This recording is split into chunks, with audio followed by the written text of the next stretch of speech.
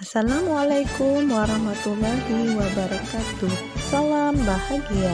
Perkenalkan, saya Lia Astria, CGP Angkatan 10, Provinsi Kepulauan Riau, Kabupaten Lingga. Saya akan memaparkan diseminasi modul 1.4 Budaya Positif. Kegiatan diseminasi budaya positif dilaksanakan di SMK Negeri 2 Lingga.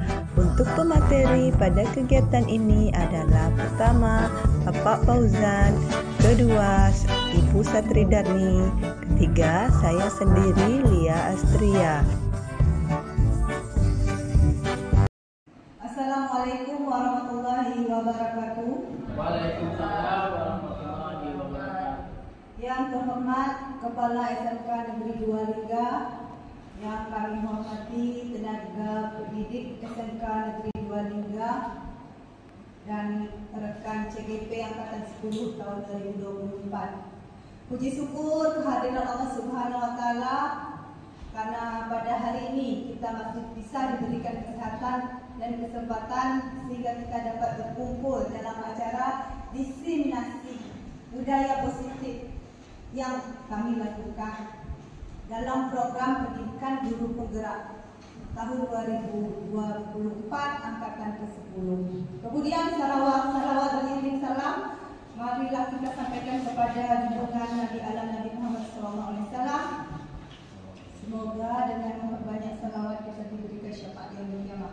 Saya akan membacakan bait pantun. Jalan-jalan ke Lubuk Papan, airnya jernih lagi asri. Terima kasih kami ucapkan berkenan hadir mengikuti diseminasi. Bapak Ibu, izinkan saya membacakan susunan acara. Pertama, pembukaan MC yang sedang berlangsung.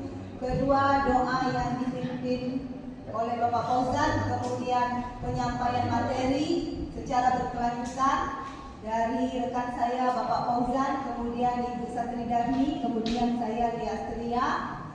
Kemudian sesi tanya jawab dan penutup. Baik, untuk kelancaran kegiatan diseminasi budaya positif ini, kita mulai dengan pembacaan doa yang akan dipimpin oleh Bapak Fauzan. Kepada Bapak kami persilakan.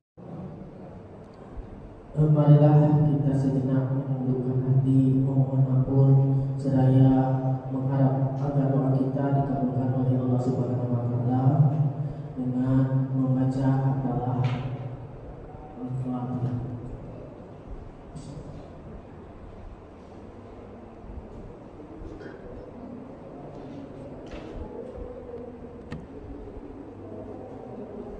Bismillahirrahmanirrahim. Hamdan naimin, hamdan syakirin, hamdan yu'afina wa mazida. Rabbana lakal hamdu kama amin Allahumma salli ala sayyidina Muhammad wa ala sayyidina Muhammad. Ya Allah, ya Rahman, ya Rahim, puji syukur kami panjatkan kehadirat-Mu ya Allah, karena atas kasih sayang dan karunia-Mu kami masih dapat berkumpul di tempat ini dalam rangka diseminasi modul 1.4 kegiatan ini dengan keadaan sehat walafiat. Ya Allah, ya Tuhan kami, dengan rahmat-Mu kami bersyukur dan memohon ridho-Mu atas pelaksananya kegiatan ini dengan baik. Jadikanlah pertemuan ini di antara kami pertemuan yang dipenuhi dengan rahmat, serta jadikanlah perpisahan pula di antara kami perpisahan yang dipenuhi dengan berkah. Ya Allah, ya Tuhan kami dan Maha Bijaksana, anugerahkanlah kepada kami cahaya kebenaran di dalam kalbu kami, agar kami mampu membedakan mana jalan yang baik dan mana jalan yang sesat. Ya Allah, ya Rabbi, tingkatkanlah ilmu pengetahuan kami dan tinggikanlah derajat kami untuk meningkatkan pelaksanaan tugas kami. Ya Allah, ya Tuhan kami yang Maha Pengampun, ampunilah dosa kami, dosa kedua orang tua kami, dan dosa para pemimpin kami. Rabbana atina fid dunya hasanah wa fil akhirati hasanah wa qina adzabannar. Sallallahu alaihi wasallam. Assalamualaikum warahmatullahi wabarakatuh. Selanjutnya kita masuk acara inti. Sebelum membuka acara ya Bapak Ibu, kita bakar dulu semangat kita, energi kita dengan speaking yang akan dipimpin langsung Ibu Ai.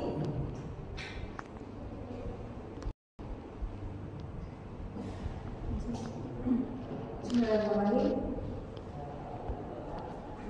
Izin Pak MC, izin Bapak Ibu Guru.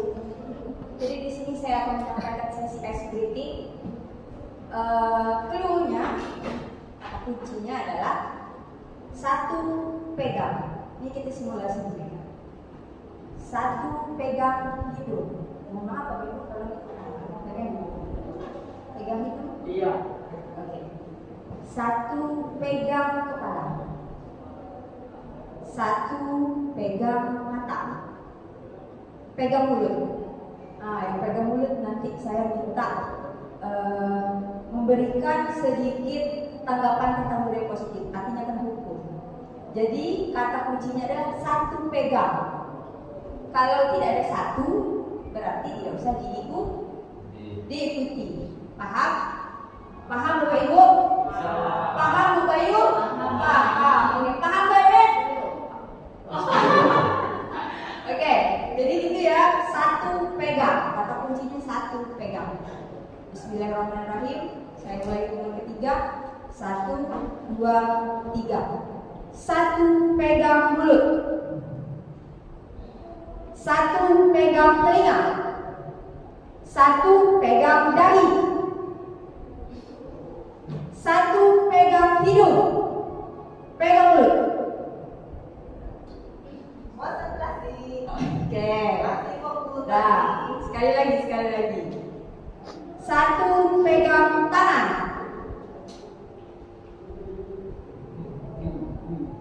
Satu pegang hidung. Pegang telinga.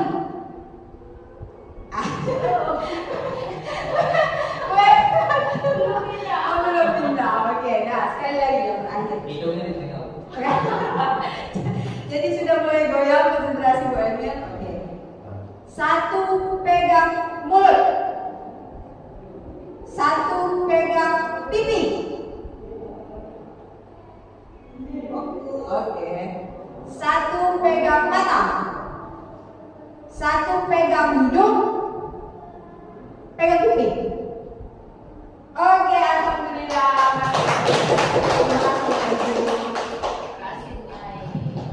Berarti kita di ruangan ini sudah fokus untuk menerima materi beberapa jam ke depan. Silakan Bapak Fauzan akan menyampaikan diseminasi budaya positif kepada Bapak. Kami silakan. Baik, assalamualaikum warahmatullahi wabarakatuh. Terima kasih Bapak Sekolah yang telah bersedia hadir dan beserta tenaga pendidik di SMK Negeri Malaysia. Baik, di sini saya akan menyampaikan tentang budaya positif. Budaya positif yang merupakan di sini modul 1.4. Budaya positif adalah lingkungan di mana nilai-nilai positif, dukungan dan kolaborasi dijunjung tinggi, baik dalam konteks keluarga, sekolah, tempat kerja atau masyarakat secara umum. Budaya ini bertujuan untuk menciptakan suasana yang mendukung pertumbuhan, kebahagiaan, dan produktivitas semua anggotanya. Lanjut Bu, Satri. Manfaat budaya positif itu ada 5. Yang pertama, peningkatan kinerja. Ya, pertama itu peningkatan kinerja. Jika di suatu sekolah tidak ada budaya positif, maka peningkatan kinerja kita akan melemah atau merosot. Yang kedua yaitu kesejahteraan emosional, di mana kesejahteraan emosional di setiap individu kita berbeda-beda. Artinya kita perlu memiliki budaya positif.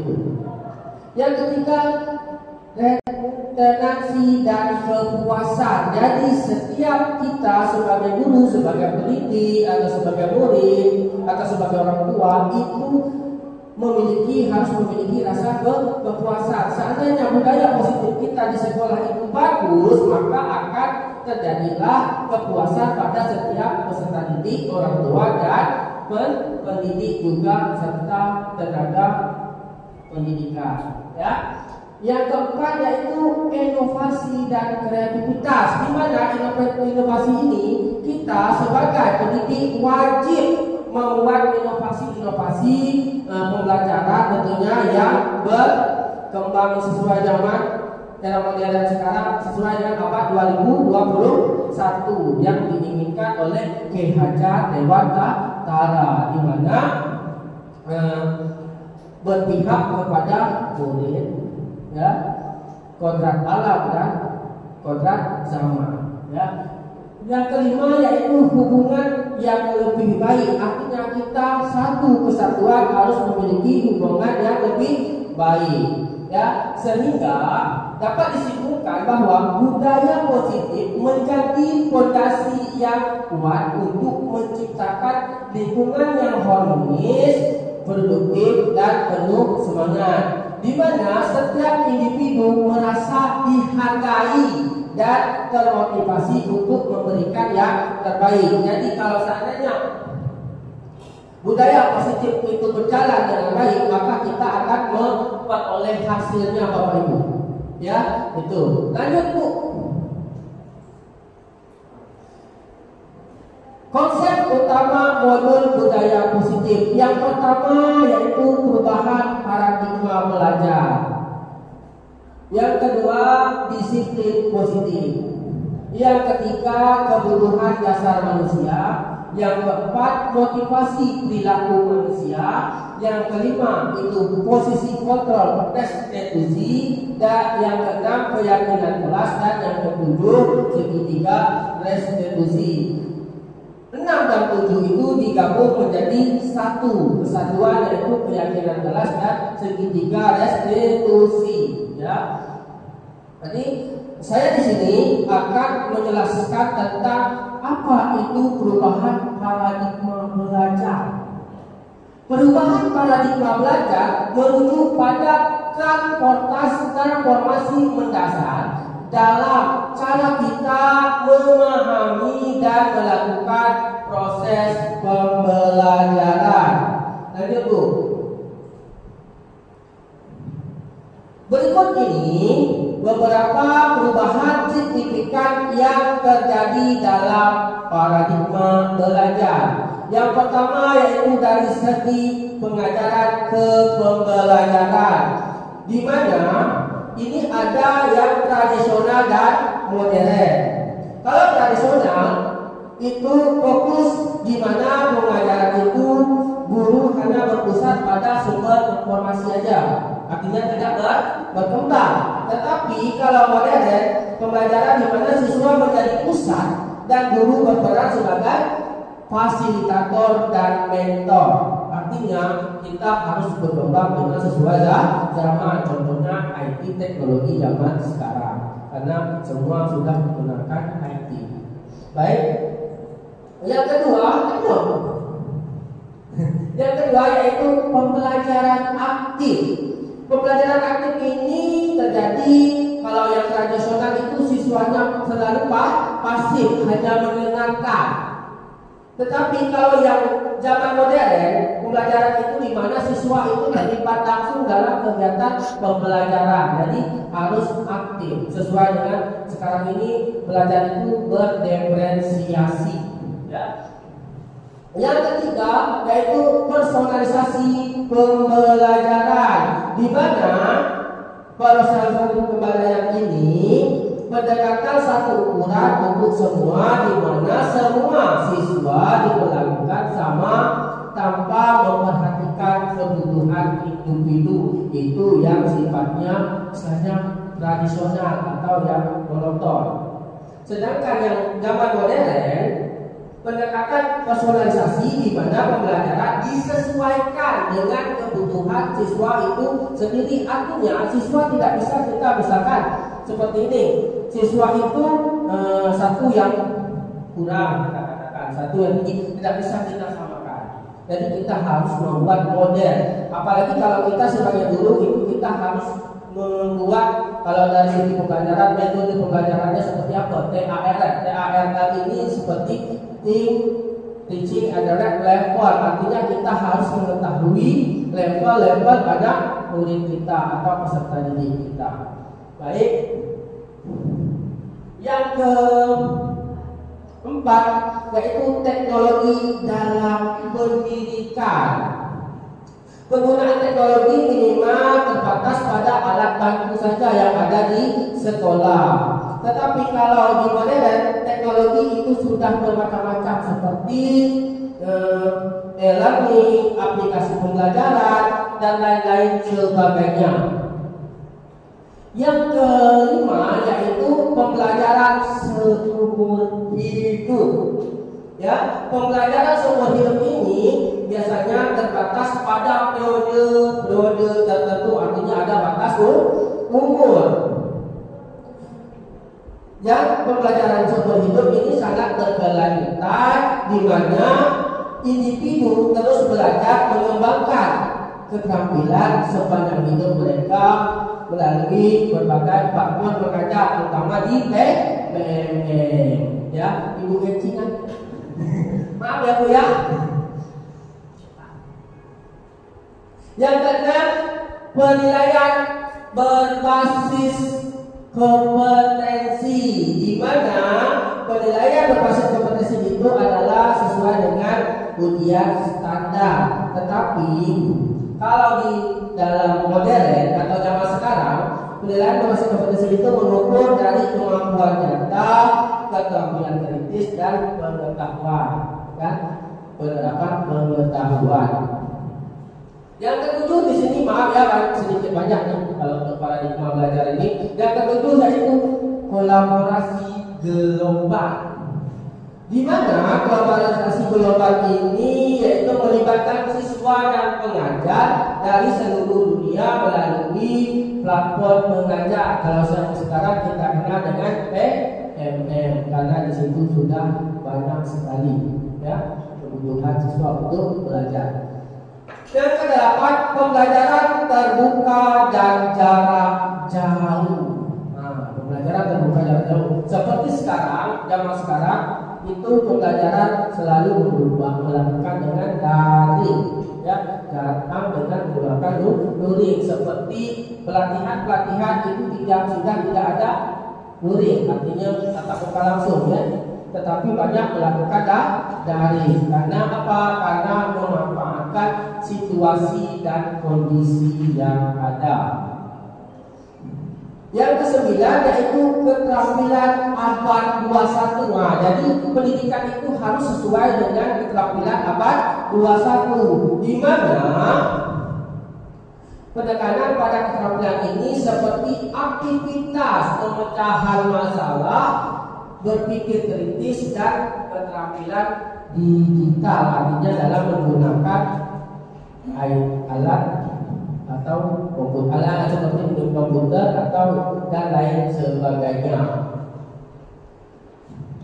Yang ke-10 yang merupakan terakhir dari paradigma di sini adalah kesejahteraan dan kesinambungan emosional, artinya kesejahteraan emosi kita dan mental siswa dianggap sama pentingnya dengan prestasi akademik, ya, dengan dukungan untuk kesehatan mental dan kesinambungan kehidupan dalam kehidupan sehari-hari. Jadi perubahan ini mencerminkan adaptasi terhadap perkembangan teknologi, perubahan sosial, dan pemahamannya yang lebih baik tentang bagaimana manusia belajar secara efektif.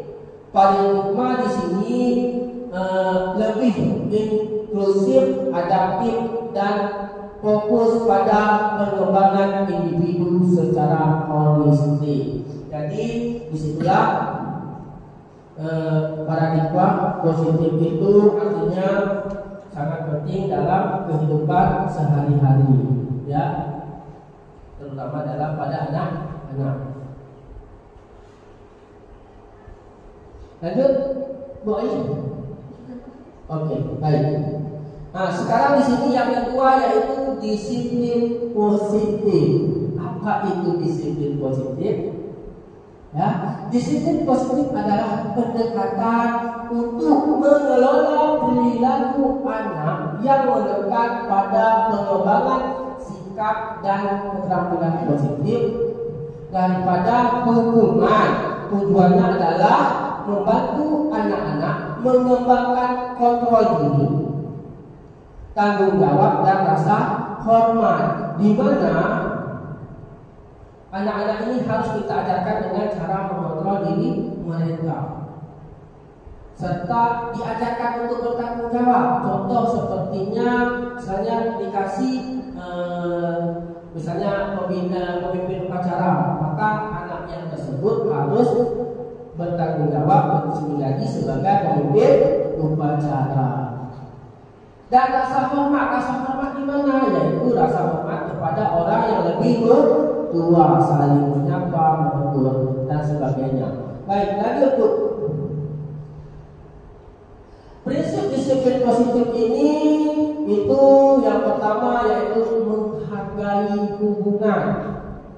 Itu sangat penting. Menghargai hubungan itu yang pertama membangun hubungan yang positif dan saling menghormati antara orang tua, guru dan anak-anak adalah dasar dari disiplin positif. Artinya kita juga sebagai orang tua harus menghargai anak murid dan sebagainya. Yang kedua yaitu penguatan positif. Penguatan positif di sini kita fokuskan pada perilaku baik melalui pujian dan penghargaan. Artinya anak didik kita harus dikasih pujian atau penghargaan. Jadi setiap kita kasih kegiatan atau tugas, kita harus memberi pujian jika sudah selesai menyelesaikan tugasnya. Dan menggunakan pujian seperti misalnya kita harus memberi motivasi anak itu bagaimana supaya anak itu untuk rajin belajar dalam seperti pelajaran yang susah-susah seperti matematika, IPAS dan lain sebagainya. Ya, Bapak Ibu ya. Yang ketiga yaitu komunikasi yang efektif, di mana kita sebagai guru harus berkomunikasi dengan anak murid kita secara efektif. Tapi jangan kita biarkan kita anak bermasalah, kita biarkan, jangan. Jadi kita harus komunikasi yang efektif. Kita tanya sebaik mungkin apa permasalahannya dan cari akar penyebab masalahnya. Yang keempat yaitu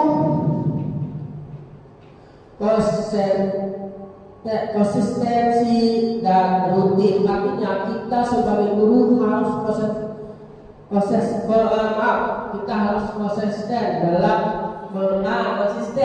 konsisten dalam menyikapi masalah-masalah yang ada di anak. Ya. Kita harus bertanya. Yaitu membuat rutin yang diadakan untuk membantu anak-anak merasa aman dan terarah kemana tujuan mereka. Yang kelima yaitu mengajarkan keterampilan sosial dan emosional. Artinya membantu anak-anak mengembangkan keterampilan sosial dan emosional seperti empati, kerjasama, dan manajemen emosi, di mana kita harus mengontrol emosi anak-anak itu supaya tidak terlalu emosional, tidak terlalu bahwa akulah yang paling hebat. Artinya kita di sini harus menyamaratakan. Lanjut Bu Ayi.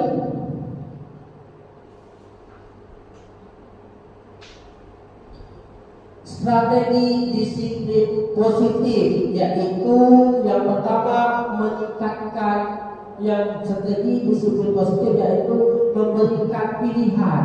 Artinya kita harus memberikan pilihan itu kepada anak-anak. Artinya kita berkolaborasi seperti apa yang mereka inginkan. Yang kedua yaitu menetapkan batas yang jelas. Artinya anak-anak tidak boleh melenceng dari batas aturan yang telah dibuat. Yang ketiga, modeling perilaku. Artinya kita memodelkan anak yang baik itu seperti apa ke depannya, bagaimana dan cara pandangnya dalam kehidupan sehari-hari.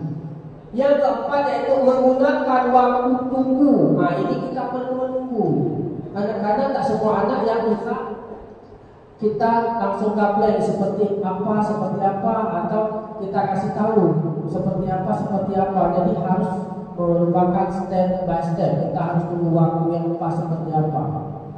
Karena tidak mudah berubah seketika. Yang kelima yaitu memberikan konsekuensi yang sesuai. Artinya kita harus konsekuensi dengan percakapan kita di awal dengan anak didik. Yang keenam yaitu mendorong tanggung jawab, di mana di sini kita memberikan dorongan kepada anak-anak untuk bertanggung jawab atas apa yang telah dilakukan. Lalu baik.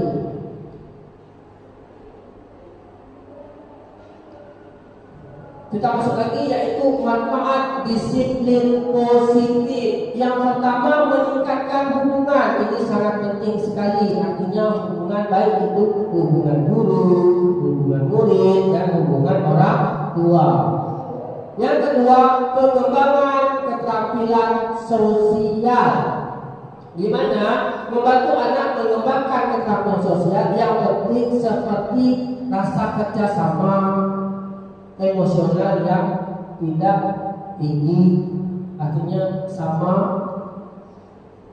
Yang ketiga yaitu kesejahteraan emosional, di mana meningkatkan kesejahteraan emosional dengan anak membantu mereka ini saling merasa dihargai, dihormati. Artinya anak-anak itu perlu dihargai dan dihormati walaupun mereka masih anak-anak.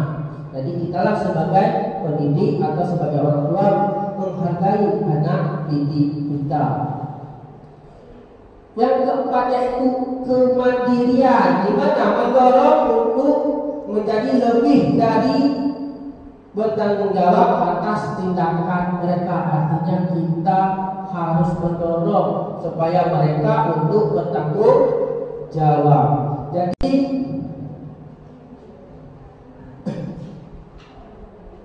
Jadi di situ budaya positif ini dapat kita artikan seperti lingkungan di mana nilai-nilai positif, dukungan dan kolaborasi dijunjung tinggi, baik dalam konteks keluarga, sekolah, tempat kerja, atau masyarakat. Budaya positif ini bertujuan untuk menciptakan suasana yang mendukung pertumbuhan, kebahagiaan, dan produktivitas anggota semuanya. Budaya positif ini bermacam-macam elemen, ya, komunikasi terbuka dan jujur, penghargaan dan pengakuan, kerjasama dan kolaborasi, kepedulian dan penting, pengembangan diri dan pendidikan, kemanusiaan, keamanan, psikologi.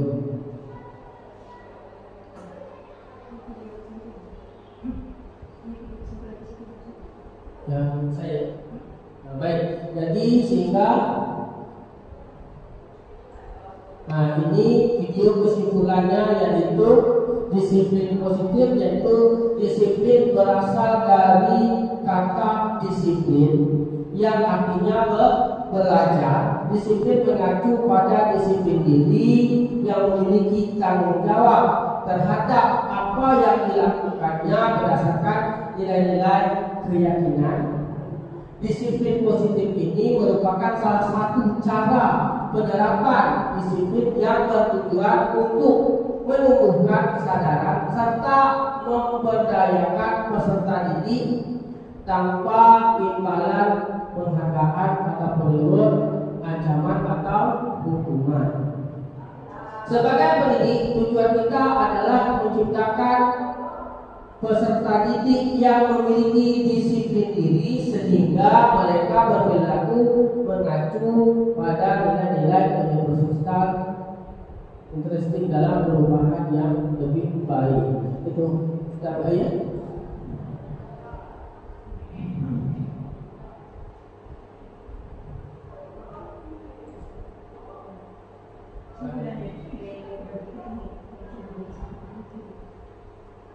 Baik, ini adalah kesimpulan nilai-nilai kebajikan. Nilai-nilai kebajikan yang disepakati bersama yaitu lepas dari suku, bangsa, agama, bahasa maupun latar belakangnya. Contoh nilai kebajikan yang ini profil pelajar Pancasila, bagaimana beriman kepada Tuhan Yang Maha Esa, berakhlak mulia, bernegara global, gotong royong, mandiri, kreatif dan menalar kritis. Nah, ya. Baik, selanjutnya terima kasih atas paparan yang saya buat, ya, saya sampaikan. Sekarang saya serahkan ke Ibu Santri Tani untuk memaparkan materi selanjutnya. Pada Ibu Santri Tani, itu silakan. Terima kasih. Assalamualaikum warahmatullahi wabarakatuh. Di sini saya akan melanjutkan pemaparan, yaitu Bapak Ibu Guru membagikan sedikit apa yang kami terima di program Metode Penggerak atau memotivasi Bapak Ibu Guru yang lain besok supaya bisa ikut juga, karena sampai ke sini materinya makin seru kalau saya makin susah dipahami sih kalau saya. Oke, sedikit sambil dinikmati boleh diminum, kalau kurang boleh minta tambah. Nah, selanjutnya di sini saya akan menyampaikan materi tentang budaya positif, tapi lebih kepada kebutuhan dasar manusia. Oke, jadi ini adalah kebutuhan dasar manusia. Ini pengertiannya. Seperti yang kita ketahui, kebutuhan adalah sesuatu yang memang diperlukan. Iya, diperlukan, dibutuhkan, bukan sesuatu yang diinginkan. Jadi kebutuhan dasar manusia ini, kenapa sekarang banyak problem murid yang ada berkasus, misalkan nakal di sekolah, sering terlambat, ataukah tidur di kelas. Nah, itu menurut teori kebutuhan dasar manusia, karena kebutuhan dasarnya belum terpenuhi. Nah, jadi di sini kebutuhan dasar manusia adalah segala sesuatu yang kita lakukan untuk mendapatkan apa yang kita inginkan. Segala sesuatu yang kita butuhkan untuk menunjang keberlangsungan hidup kita.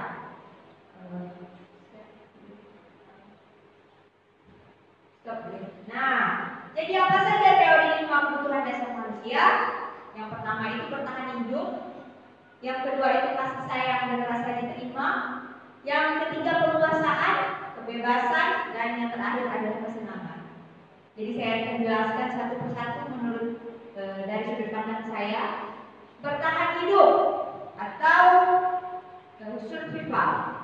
Apa Bu Emil bahasa Inggris bertahan hidup survival betul? Survival ya? Oke. Jadi bertahan hidup di sini adalah kebutuhan fisiologis seperti adanya makanan, adanya ketersediaan pakaian, tempat tinggal, keamanan dan kesehatan. Misalkan di suatu hari ada ketemu siswa yang datang terlambat. Jadi Bapak Ibu Guru langsung marah-marah atau bertanya dulu? Bertanya dulu, karena itu yang lebih baik ketimbang langsung marah-marah. Kenapa telat? Nah, itu kayaknya gurunya minus adab. Tapi mudah-mudahan dari sini kita semua tidak seperti itu. Jadi kita bertanya nih, kenapa nak bisa terlambat? Jadi dijawablah sama murid. Bu, tadi pas saya berangkat sarapan belum ada. Jadi kan saya bangun tidur lapar. Tuh nunggu dulu mama goreng nasi. Saya nak makan dulu. Nah, di situ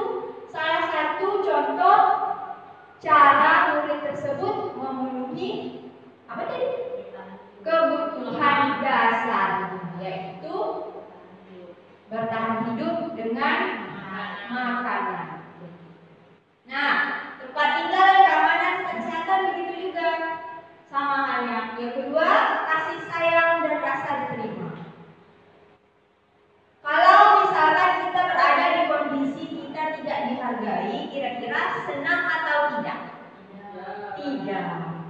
Kalau misalkan suatu ketika kita merasa dikucilkan, bahagia atau tidak? Tidak.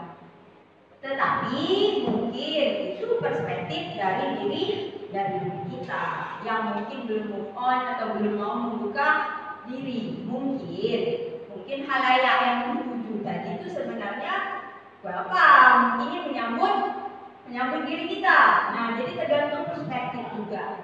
Terus apa hubungannya dengan kasih sayang dan rasa diterima? Nah, jadi murid juga butuh seperti ini. Kalau misalkan kita dari awal sudah ilfil dengan murid, maka murid pun akan merasa, ibu tuh kayaknya pilih kasih. Ibu tuh kayaknya tidak mau memperhatikan aku. Aku ikut di kelas ibu. Contoh saya proyek IPAS. Untuk aku saya belajar IPAS rajin-rajin, datang tepat waktu, sementara ibunya jutek, cuek. Nah, jadi di dalam program kegiatan guru penggerak ini kami diajarkan kita untuk memenuhi 5 kebutuhan dasar, salah satunya memberikan kasih sayang dan selalu menerima murid. Oke, yang ketiga, penguasaan.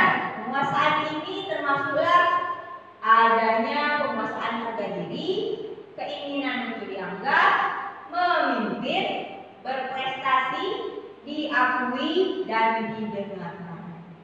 Nah, kira-kira kan dalam satu kelas tuh karakter siswa kita beragam, ya kan? Ada yang baik, ada yang memang manut-manut saja, ada yang memang cuek sama sekali. Nah, itu perlu cek dari kebutuhan dasar ini yang mana yang belum terpenuhi. Misalkan pada penguasaan. Nah, harga diri. Mungkin ada satu siswa yang memang cuek, jutek, tak mau mendengarkan apa kata guru. Mungkin di dalam dirinya belum dihargai, baik dari orang tua maupun dari guru. Selalu dipandang remeh. Jadi ya sudah, ngapain saya harus bersikap baik sementara orang tidak menghargai diri saya. Jadi seperti itu.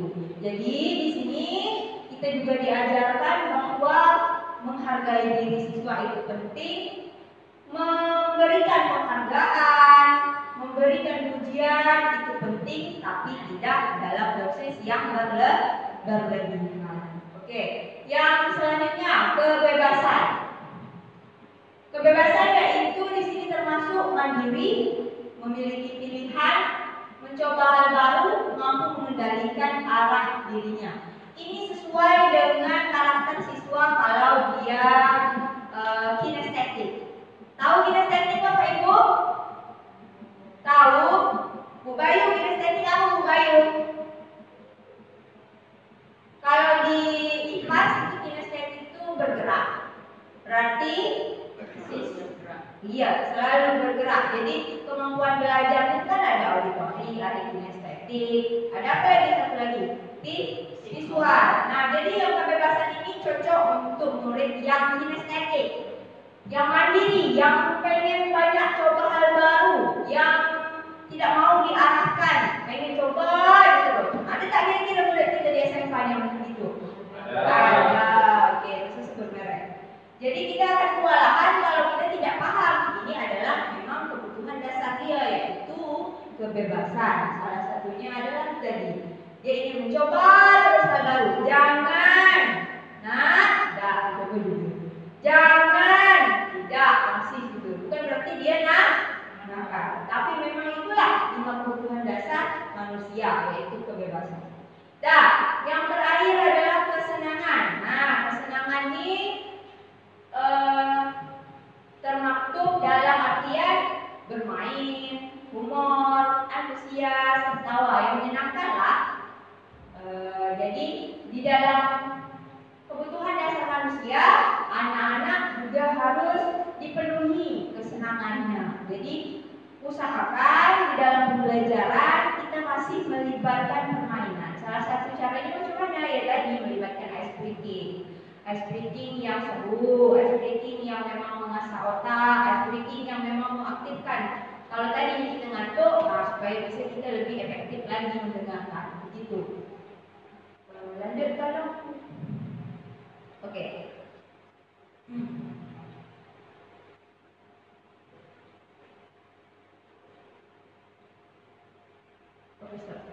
Nah, kalau tadi itu kebutuhan dasar manusia, sekarang ada motivasi perilaku manusia. Motivasi perilaku manusia itu ada 3. Yang pertama, untuk menghindari ketidaknyamanan atau hukuman. Yang kedua, untuk mendapatkan imbalan atau penghargaan dari orang lain. Yang ketiga, untuk menjadi orang yang mereka inginkan dan menghargai diri sendiri dengan nilai-nilai yang mereka percaya. Jadi motivasi yang paling baik menurut Bapak Ibu nomor berapa? 1, 2, atau 3? Kalau nomor 1 untuk menghindari ketidaknyamanan saja. Kalau nomor 2 untuk mendapatkan imbalan dan penghargaan saja. Kalau nomor 3 dia bercita-cita untuk menjadi memang orang yang seperti dia cita-citakan. Jadi yang nomor berapa kira-kira? Nomor 3. Iya, nomor 3. Jadi kalau di dalam video dijelaskan bahwa motivasi yang nomor 1 dan nomor 2 itu masih motivasi ekstrinsik dari luar. Jadi untuk menghindari ketidaknyamanan hukuman, si pelaku akan bertanya, kira-kira apa yang terjadi pada saya jika saya tidak melakukan hal ini? Misalkan tidak buat PR, pasti nanti dimarah Bapak Ibu guru. Jadi dia buat PR hanya untuk menghindari ketidaknyamanan, yaitu dimarah Bapak Ibu guru. Pak. Oke. Tapi dengan tidak memahami materi yang disampaikan melalui pekerjaan rumah tersebut, begitu. Itu motivasi ekstrinsik. Dan yang kedua, motivasi untuk mendapatkan imbalan. Motivasi untuk mendapatkan imbalan ini, si pelaku akan bertanya di dalam dirinya, apa yang saya akan dapatkan jika saya melakukan ini? Jadi kalau misalkan guru memberikan PR, kira-kira kalau saya akan mendapatkan apa dari guru? Misal ada seorang guru yang memang suka memberi tulis, nanti dikasih hadiah-hadiah kecil, macam snack atau apa. Nah, jadi untuk yang kedua ini, motivasi yang kedua ini masih motivasi dari luar. Kalau suatu saat guru yang tidak memberikan apa-apa, maka dia tidak akan melakukan. Jadi masih belum bagus yang nomor 1 dan nomor 2. Nah, lanjut yang ketiga, motivasi intrinsik. Motivasi intrinsik ini misalkan di dalam diri siswa memang sudah diajarkan nilai-nilai kebajikan. Salah satu nilai-nilai kebajikan itu apa? Tanggung jawab. Jadi di dalam diri siswa memang sudah ada rasa tanggung jawab. Kalau saya tidak bikin PR, maka saya tidak akan paham mengenai materi yang disampaikan oleh Bapak Ibu guru. Bukan saya menghindari ketidaknyamanan, bukan saya ingin penghargaan atau pujian. Jadi saya harus berusaha menyelesaikan pekerjaan rumah yang diselesaikan karena saya ingin memenuhi tanggung jawab untuk diri saya sendiri. Jadi ini adalah motivasi yang paling bagus, yaitu motivasi yang berasal dari dalam diri sendiri. Banyak nilai kebajikan, tanggung jawab, mandiri, sopan santun. Itulah yang berkaitan dengan budaya positif yang disampaikan oleh pemateri pertama tadi.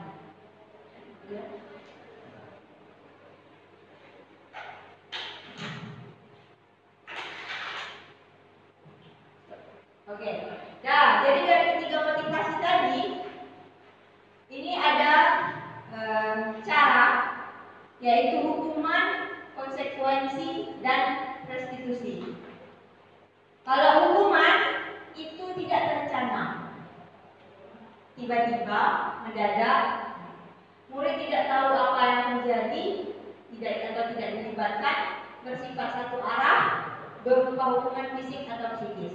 Misal contoh, murid pakai sepatu putih. Guru piket, saya guru piket nih. Sampai murid langsung bilang, kamu lari di lapangan 2 kali. Tanpa dibilang, dikasih tahu apa alasannya. Bu, sekarang. Tapi bu, sekarang. Gitu. Berarti itu satu arah. Itu hukuman. Yang kedua, konsekuensi. Konsekuensi ini sudah disepakati. Berarti ada keyakinan yang dibuat. Kalau dilanggar, maka akan ada konsekuensi. Murid tetap nyaman. Kenapa murid tetap nyaman? Karena ada keyakinan yang dibuat sebelumnya. Kalau kamu melanggar, berarti kamu punya konsekuensi. Jadi di sini guru sikapnya adalah sebagai memonitor murid.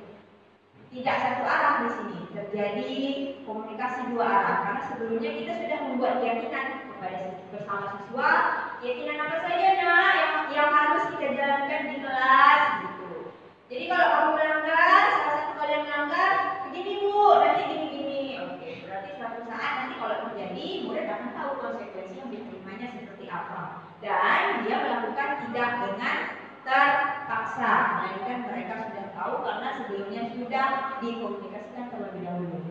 Yang ketiga, restitusi. Restitusi ini adalah bagaimana proses menciptakan kondisi bagi murid untuk memperbaiki kesalahan. Proses kolaboratif yang mengajarkan murid untuk mencari solusi sendiri. Jadi di restitusi, posisi guru adalah sebagai manajer, nanti akan disampaikan dari tentang itu. Manajer itu bagaimana? Ya bertanya dulu. Misalkan tadi terlambat.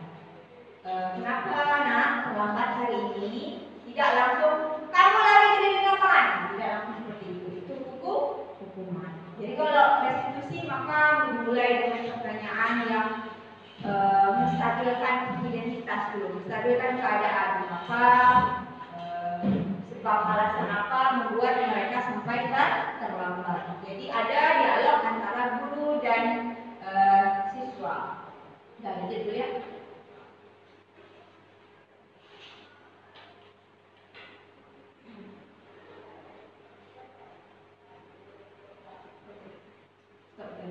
Jadi di video ini adalah saya kutip dari laman CGP. Saya bagikan kepada Bapak Ibu semua, mudah-mudahan bisa sama-sama kita pelajari. Ini adalah 5 kebutuhan dasar manusia. Boleh kuliah di kita, Bapak Ibu yang di sini.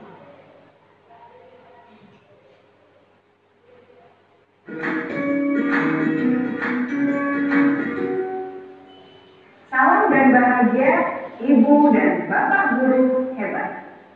Untuk membangun budaya sekolah yang positif dengan lingkungan yang aman dan mendukung murid untuk menjadi pribadi yang berdaya, seimbang, dan bahagia, salah satu upaya yang dapat dilakukan oleh guru adalah memahami kebutuhan dasar yang mendasari perilaku murid. Ibu Bapak guru hebat, mari kita menjadi guru yang lebih baik dengan memahami. Sekian tadi Bapak Ibu video yang saya dapatkan dari kegiatan CGP yang saya bagikan. Jadi untuk menarik kesimpulan secara garis besar, pada video ini dijelaskan tadi tentang kebutuhan dasar murid. Maka ketika kita menemui murid yang bermasalah di dalam kelas, terkhusus mata pelajaran kita, jangan langsung kita serahkan kepada guru bimbingan konseling. Jangan langsung kita tunjukkan kepada kesiswaan. Jangan langsung kita tunjukkan kepada Bapak kepala sekolah. Jadi kita sendiri yang terlebih dahulu menyelesaikan. Kita cari tahu berdasarkan saran dari video itu secara garis besar, kita cari tahu apa kebutuhan dasar murid yang belum terpenuhi sampai dia melakukan suatu tindakan yang mungkin membuat Bapak Ibu guru kesal. Jadi diselesaikan sendiri dulu. Kalau mungkin memang tidak bisa, maka baru dikondisikan dengan guru BK, wakil kesiswaan, dan yang paling tinggi kepala sekolah. Jadi seperti itu kalau menurut saya pribadi untuk memenuhi kebutuhan dasar dari murid itu sendiri. Nah, di sini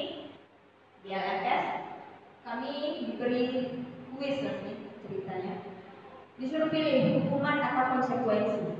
Mencatat 100 kali di dalam buku kalimat saya tidak akan terlambat lagi karena terlambat ke sekolah. Jadi itu menurut Bapak Ibu guru hukuman atau sanksi atau konsekuensi? Hukuman atau sanksi? Hukuman. Hukuman. Ternyata itu sanksi atau konsekuensi. Selanjutnya, lari mengelilingi lapangan basket 2 kali karena terlambat hadir di sekolah. Hukuman atau sanksi? Hukuman. Ya, benar. Membersihkan coretan yang dibuatnya di meja tulis. Sanksi atau hukuman? Konsekuensi atau hukuman? Konsekuensi. Oke, benar. Murid diminta untuk push up 15 kali karena tidak menggunakan masker ke sekolah. Konsekuensi atau hukuman? Konsekuensi. Oke, coba kita tengok. Ini salah satu di kuliah. Ini, terserah. Hukuman. Betul pakai cek kita berarti. Menggantikan kertas tugas teman yang telah dicoret-coret. Sanksi. Oke, benar. Berjemur di lapangan basket pukul 12 siang karena mengobrol dengan teman. Hukuman. Oke, benar. Murid diminta bertelanjang kaki sepanjang hari karena tidak menggunakan sepatu warna hitam sesuai peraturan sekolah. Hukuman atau sanksi? Hukuman.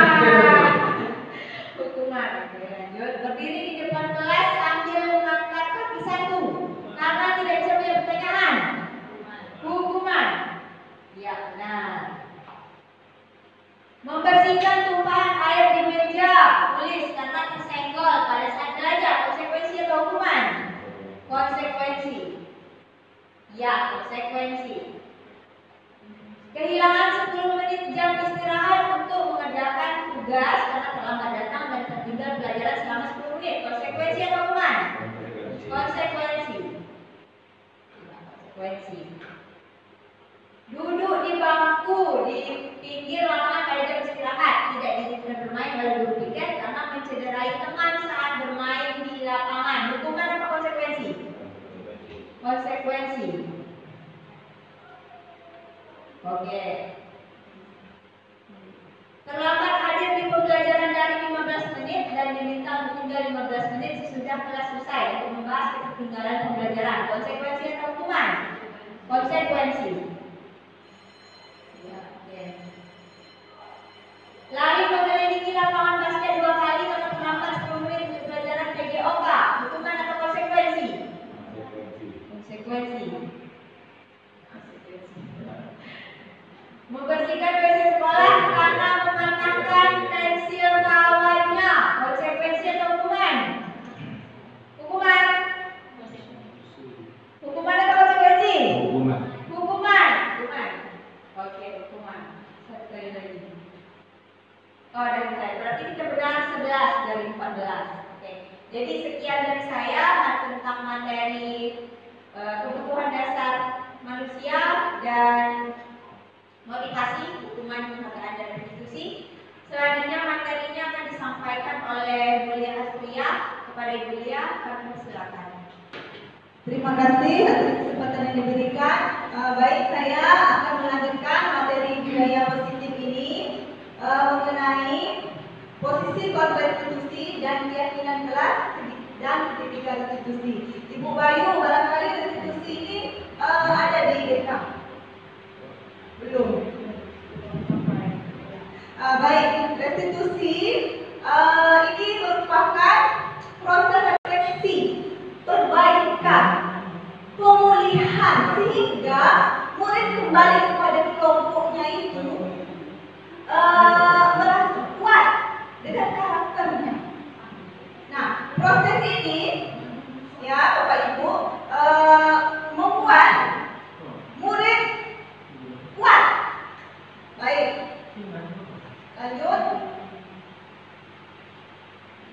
Dalam penerapan budaya positif restitusi yang dikembangkan oleh Diadi Gosen, ada 5 posisi kontrak guru, yaitu penghukum, pembuat merasa bersalah, teman, pemantau, dan manajer. Saya akan kupas satu persatu. Penghukum.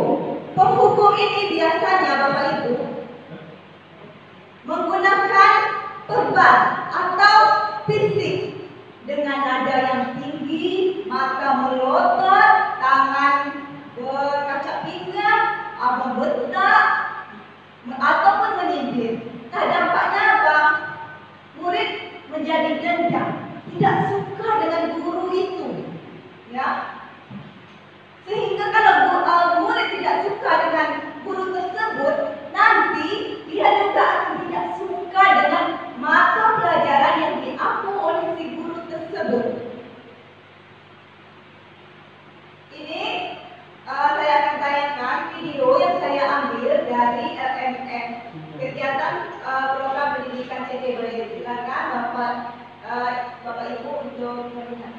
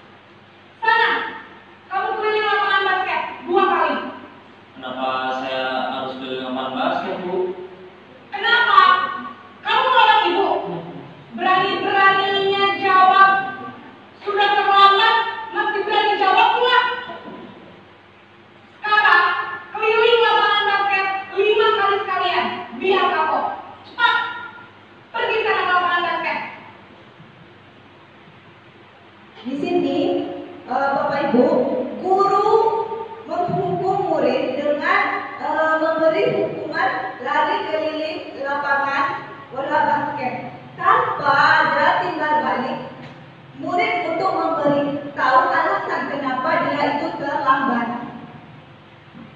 Berikutnya, pembuat rasa bersalah. Di sini guru menggunakan suara yang lembut, namun membuat muridnya merasa tidak nyaman, tidak bahagia, merasa bersalah, merasa paling buruk, merasa rendah diri. Nah, dampaknya apa? Dampaknya murid menyimpan emosi di dalam dirinya. Silakan Bapak Ibu lihat video.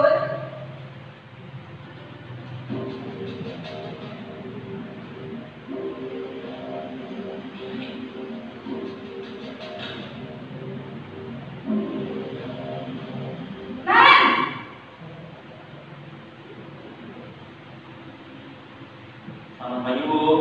Naren, kamu kenapa terlambat lagi, nak? Ya Tuhan, Naren, kamu senang ya bikin ibu susah ya? Kalau kamu terlambat lagi, nanti ibu yang ditegur bapak kepala sekolah, nak. Disangka ibu tidak bisa membina kamu. Duh, gimana ini? Maaf, Bu. Duh, Gusti Naren, kamu suka ya kalau ibu tegur bapak kepala sekolah? Terus, sekarang ibu harus tulis apa ini di buku absen? Ini kamu sudah sering terlambat loh. Ibu harus apa coba? Maaf, Bu. Maaf sekali. Ya sudah, lain kali jangan bikin ibu susah lagi ya, nak ya. Ibu tidak akan kuat lagi kalau mau begini terus. Bisa jantungan kalau ibu tegur bapak kepala sekolah. Sana cepat kelas. Maaf ya, Bu. Maaf sekali. Di sini kita membuat senjata nama kepala sekolah, ya kan? Misalnya kita di dalam kelas mengajar siswanya tidak mendengarkan. Kita simpulan, ya, ibu sudah membuat lembar kerja siswa yang baik, namun kamu tidak mengerjakan. Ibu kecewa sekali. Kemudian kita menyampaikan, kasihan nanti kepala sekolah, mutu pendidikan di SMK kurang baik hasilnya. Itu Bapak Ibu yang merupakan pembuat dasar sekolah. Berikutnya 5 posisi kontrol guru yaitu teman. Teman, kita dengan guru memiliki hubungan yang baik dengan murid. Ada dampak positif, ada dampak negatifnya. Positifnya yang murid senang sama kita, gitu ya. Kemudian akrab sama murid. Namun di sini si murid akan membedakan guru. Kalau dengan si A, dengan ibu guru ini, kita akan lepas. Misalnya tiket, gitu ya.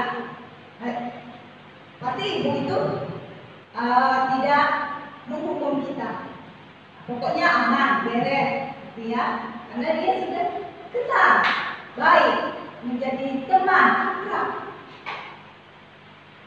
Berikut tayangan videonya.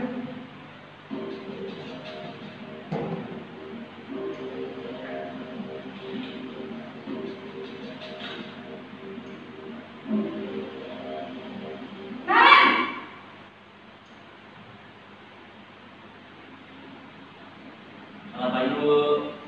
Wah, sudah jam berapa ini, Nak? Terlambat lagi ya, sayang.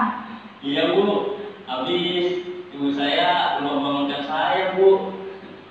Kamu malah menyalahkan ibu kamu. Kamu bukannya anak yang larinya paling kencang. Kok terlambat sih? Iya, Bu. Saya memang lambat bangun tadi.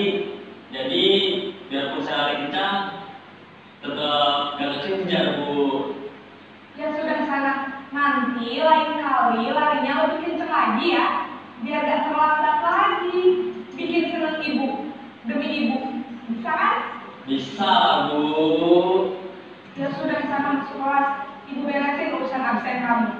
Kamu ini ada-ada saja. Nah, dari tayangan video itu terlihat muridnya itu mimik wajahnya bahagia, tenang, gitu ya, karena ibu gurunya akan memberikan pertolongan. Di sini muncul motivasi ekstrinsik di dalam diri murid, karena dia akan bahagia, gitu ya, karena guru tersebut. Misalnya guru tersebut berpindah sekolah, maka anak tersebut tidak akan bahagia lagi. Kembali lagi ke awal, karena tidak ada lagi guru yang mereka anggap sebagai pembimbing mereka. Selanjutnya, posisi berikutnya yaitu pemantau. Ini ada mengarahkan kepada konsekuensi dan peraturan.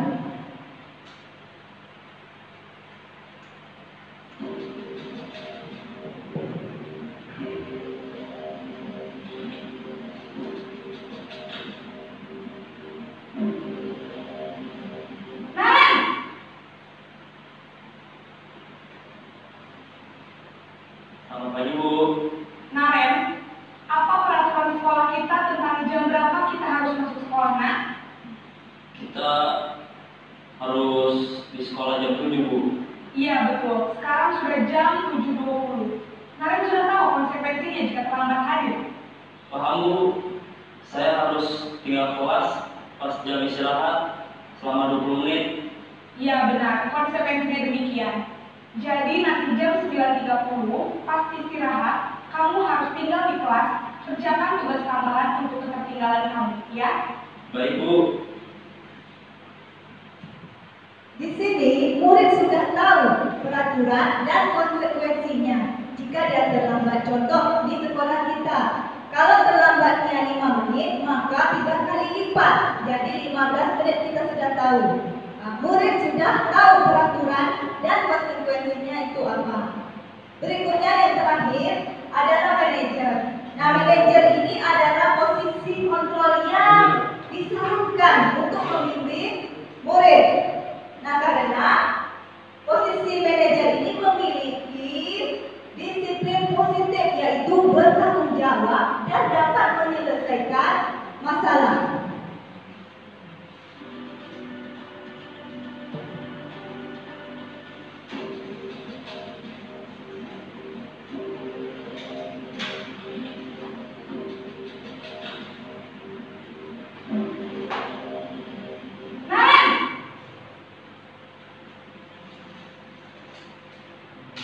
Selamat pagi, Bu. Selamat pagi, Naren. Maaf, Bu, saya terlambat. Iya, sekolah masuknya jam 7, sekarang sudah jam 7.20. Jadi sekarang bagaimana ini, Naren? Maaf, Bu, saya lupa soal saya semalam. Baiklah, menurut kamu, keyakinan sekolah yang mana yang perlu kamu tingkatkan? Menghargai diri sendiri dan orang lain mungkin ya, Bu. Setuju. Jadi, apakah Naren meyakini prinsip saling menghormati tersebut? Iya, Bu, saya meyakininya. Apakah Naren bersedia memperbaiki masalah keterlambatan ini? Bersedia, Bu. Bagaimana kamu akan memperbaiki masalah keterlambatan ini? Saya akan coba untuk tidak lupa menyetel alarm saya, Bu. Baik, kalau Naren lupa menyetel alarm di rumah, ada orang yang kira-kira bisa bantu mengingatkan tidak? Ada, Bu. Kakak saya, Kak Emma.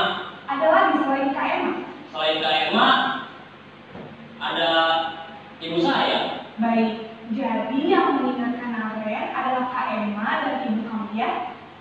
Kira-kira akan mulai setel alarm kapan nih, Naren? Setelah pulang sekolah, akan segera saya lakukan. Baik, jadi Naren akan setel alarm untuk bangun besok pagi dan akan diingatkan oleh kakak dan ibunda Naren ya.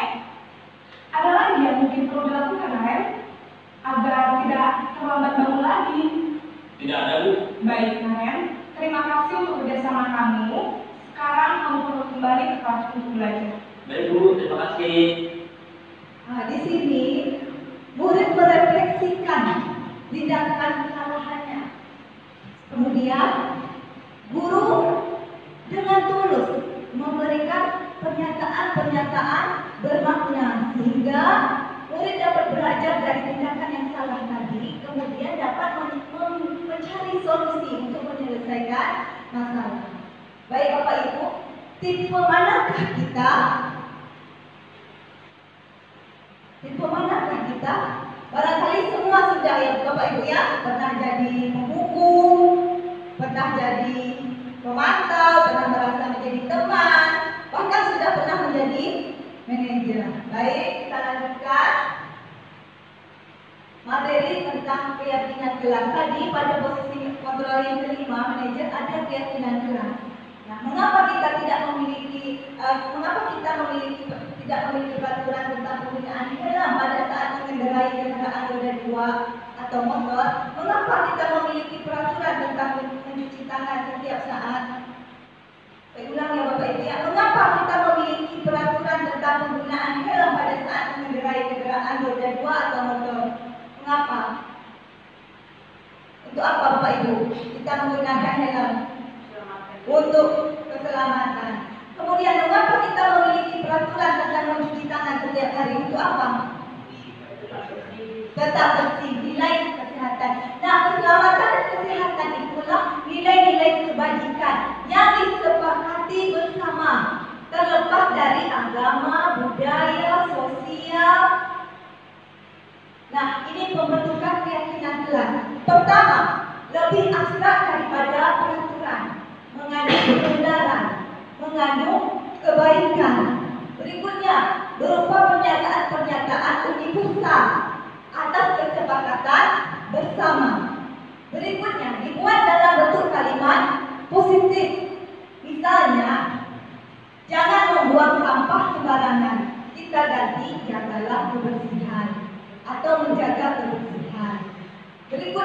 sedikit saja agar mudah diingat dan dipahami, tidak perlu banyak-banyak. Bisa jumlah siswa ada 22, cukup 7 atau 8 saja. Barangkali ada nilai-nilai di situ yang sama, akan dikelompokkan itu supaya murid-murid mudah mengingatnya, kemudian dapat diterapkan di kelas.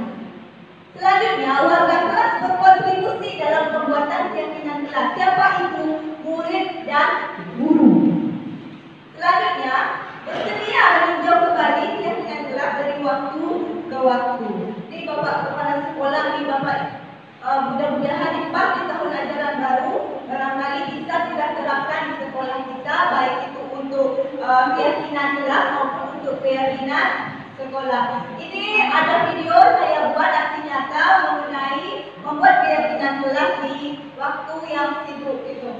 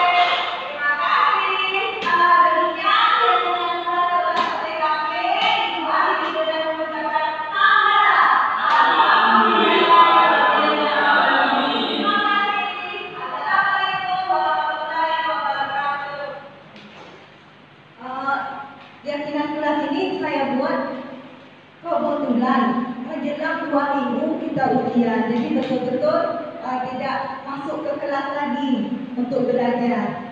Ini mudah-mudahan pada tahun pelajaran baru ini pas momennya kita sosialisasikan tentang pembuatan keyakinan kelas. Kita memberitahu kepada murid, kemudian kita membuat keyakinan kelas bersama. Kemudian keyakinan kelas setelah kita sepakati tadi ditempelkan di tempat yang mudah dibaca, yang mudah diingat, mudah nampak. Jangan lupa ditandatangani seluruh murid dan guru. Barangkali kalau di kelas itu untuk tingkat SMK boleh dipimpin oleh wali kelas. Berikutnya segitiga restitusi. Nah, segitiga restitusi ini adalah proses menciptakan kondisi bagi murid untuk memperbaiki kesalahan mereka sehingga mereka bisa kembali pada kelompok mereka dengan karakter yang lebih kuat. Restitusi ini adalah sebuah cara menanamkan disiplin pada murid, bukan untuk menebus kesalahan, namun untuk belajar dari kesalahan. Tujuannya adalah untuk memperbaiki hubungan. Berikut segitiga restitusi. Di sisi pertama, menstabilkan identitas. Nah, kita semua akan melakukan hal terbaik yang bisa kita lakukan. Misalnya, pertanyaannya, setiap orang pasti pernah melakukan kesalahan. Atau bukankah kamu bukan satu-satunya pernah melakukan ini? Kemudian melakukan validasi tindakan yang salah. Apa pertanyaannya? Adakah cara yang lebih efektif untuk mendapatkan apa yang kamu butuhkan? Atau kamu itu punya alasan mengapa melakukan itu? Kemudian menanyakan keyakinan. Seperti pertanyaannya, keyakinan kelas apa yang perlu kita sepakati? Atau kamu ingin menjadi orang yang seperti apa? Nah, ini dia. Menstabilkan identitas itu mengubah identitas anak yang gagal dan kesalahannya itu menjadi orang yang sukses. Nih, contoh-contoh pertanyaannya. Berbuat salah itu tidak apa-apa. Kemudian tidak ada manusia yang sempurna. Saya juga pernah melakukan kesalahan seperti itu. Kita bisa menyelesaikan ini. Atau Bapak Ibu tidak tertarik mencari siapa yang salah, tapi Bapak Ibu ingin mencari solusi dari permasalahan ini. Kamu berhak merasa begitu. Apakah kamu sedang menjadi teman yang baik buat dirimu sendiri? Ini kan kita masih proses belajar, masih proses belajar. Berikutnya, validasi tindakan yang salah. Ini adalah setiap tindakan kita itu ada tujuannya untuk memenuhi kebutuhan dasar yang tadi yang dibahas oleh materi kedua, yaitu misalnya untuk kesenangan, untuk kebebasan, untuk rasa diterima, rasa kasih sayang. Ada Pak anak murid Bapak Kapset, dia ingin diperhatikan oleh saya. Kadang-kadang kita merasa tidak enak juga, kadang-kadang kita mundur juga. Bapak dibilang sama murid, Bu, si A berbuat seperti itu supaya dilihat sama ibu. Tapi kita harus memotivasi diri kita untuk merubah anak dari gagal menjadi anak yang sukses. Nah, kemudian pertanyaan-pertanyaan yang ada di validasi tindakan yang salah. Padahal kamu bisa melakukan yang lebih buruk dari ini ya. Kamu pasti punya alasan mengapa melakukan hal itu. Atau kamu patut bangga pada dirimu sendiri karena kamu telah melindungi sesuatu yang penting buatmu. Misalnya karena